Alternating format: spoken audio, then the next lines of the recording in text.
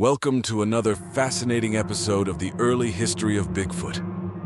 I'm your host, James Mallory, and today we're embarking on a captivating journey into the mysterious world of Bigfoot through the lens of oral histories from rural communities across North America. Our focus today is on the period from the 1880s to the 1960s, a time when the wilderness was vast and the stories of Sasquatch had a life of their own, echoing through the whispers of the forests and the stories told by the firesides. To begin our exploration, let's delve into the concept of oral history. Oral histories are more than just stories. They are vital cultural narratives passed down through generations. They serve as a living record of the thoughts, experiences, and wisdom of people from the past. For many rural communities, these stories are an integral part of the heritage that shapes identities and worldviews. In the realm of Bigfoot lore, oral histories play a crucial role. They capture the accounts and experiences of farmers, hunters, and travelers who have reportedly crossed paths with this elusive creature. As we explore these tales today, we'll see how they vary across different regions, each contributing to a rich mosaic of legends that spans North America. The Bigfoot lore we examine today dates back to the late 19th century. During this era, settlers and indigenous peoples alike reported sightings of a large, hairy, ape-like creature roaming the woods. These encounters were not confined to one area, but were reported from the dense forests of the Pacific Northwest to the rugged terrains of the Appalachian Mountains, and from the remote Canadian wilderness to the marshlands of the American South. Each region's stories possess unique elements reflective of the local landscape and culture, but all share a common thread: the deep sense of mystery and awe surrounding the creature known as Bigfoot. Let's now delve into some of these personal accounts that have withstood the test of time, beginning with those from hard-working farmers who have claimed to see Bigfoot roaming their lands. One particularly notable story comes from an orchard owner in Oregon during the early 1900s who recounted a chilling encounter. The farmer described seeing a massive figure darting between the rows of apple trees at dusk, its eyes reflecting the fading light.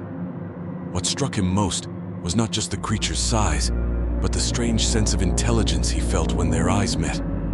This encounter left him filled with a mixture of fear and intrigue, forever changing the way he viewed the land he cultivated.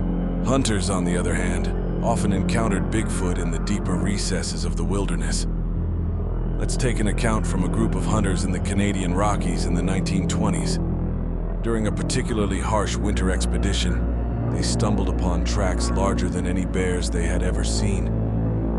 As they followed these tracks through the snow-laden woods, they felt an overwhelming presence watching them. Although no creature appeared, the tension and eeriness of that experience was etched in their memories, a story shared over campfires that solidified Bigfoot's mythical status among them. These stories are more than mere entertainment. They elicit profound emotional responses. Fear is a natural reaction when faced with the unknown, especially something as intimidating as Bigfoot. Yet, alongside fear, many witnesses speak of a deep fascination and respect. It's as if encountering Bigfoot offers a glimpse into a world beyond our understanding, prompting an unexplainable mix of emotions. The fact that these narratives continue to resonate speaks volumes about how they reflect the complex relationship between humans and the wilderness. There's a shared understanding among those who have had these experiences that the wilderness is not merely a backdrop for human activity, but a living, breathing entity in itself. It's a place where humans, animals, and perhaps unknown entities exist in a delicate balance. Equally significant is the role of the community in preserving and validating these stories. In many rural areas, the retelling of Bigfoot encounters fosters a sense of camaraderie and trust. These stories become a part of local folklore, binding communities together through shared experiences and beliefs. The act of storytelling itself becomes a communal event, a way to pass down wisdom and warnings and to mull over the mysteries that the woods hold.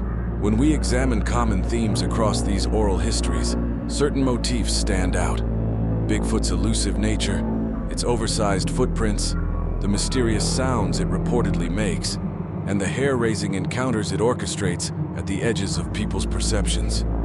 These elements all contribute to a pervasive theme of the uncanny, sitting at the intersection of folklore, mystery, and reality. But beyond the motifs, The tales also speak to broader cultural themes and existential reflections. They touch on humanity's primal fear of the unknown, yet they also ignite the imagination, offering a narrative that challenges and enriches the fabric of our understanding. The presence of Bigfoot in these stories prompts a re-evaluation of our place in the natural world, serving as a humbling reminder of how much is still beyond our grasp. These tales have undoubtedly left an indelible mark on local culture and identity. They are not just stories of sightings and sounds. They are interwoven with the history and identity of the communities that tell them. In some places, Bigfoot is celebrated through festivals, local legends, and tourist attractions, embodying both a cryptid curiosity and a point of local pride. As we reflect on the impact of these oral histories, it's clear that Bigfoot continues to hold a place in our contemporary culture and imagination. Whether through television shows, books, or podcasts like ours, this legendary creature symbolizes the enduring human quest to explore the unknown and challenge the limits of our understanding. In conclusion, the stories of Bigfoot from the 1880s through the 1960s offer us a unique insight into the tapestry of North American folklore. They remind us of the emotional and cultural power contained within oral traditions. As we wrap up, remember that these stories are not just about hunting for a mythical creature. They are about connecting with the voices that echo through history, urging us to listen, believe, and explore. Thank you for joining me on this journey into the past. I hope today's episode has inspired you to delve deeper into the enigmatic world of Bigfoot and appreciate the richness of our shared cultural stories. Until next time, keep your mind open and your ears tuned to the whispers of the wilderness.